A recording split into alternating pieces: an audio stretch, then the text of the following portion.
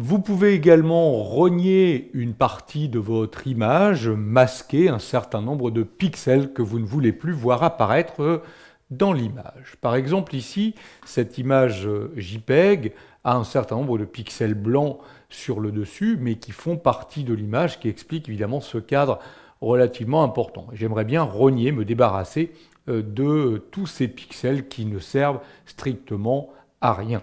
Je vais donc pouvoir me placer sur l'image et utiliser tout simplement dans la barre d'outils, regardez là-haut, le bouton recadrer l'image, ce bouton représentant ce symbole de rognage ici.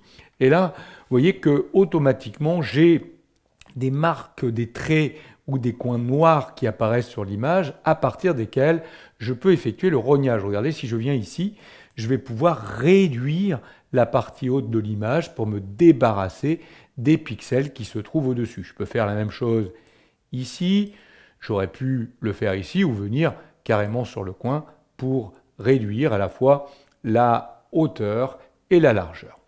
J'ai terminé, je reclique sur le bouton pour indiquer que j'ai terminé mon recadrage, mon rognage, et vous voyez que mon image du coup est dans un cadre beaucoup plus étroit. Je vais pouvoir l'habiller, la réduire un petit peu.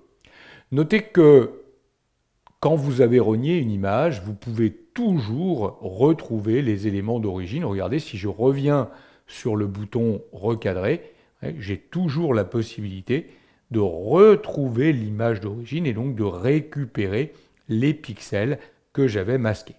Donc voilà l'intérêt d'utiliser cette commande de rognage, masquer un certain nombre de pixels que vous ne voulez pas voir sur l'image.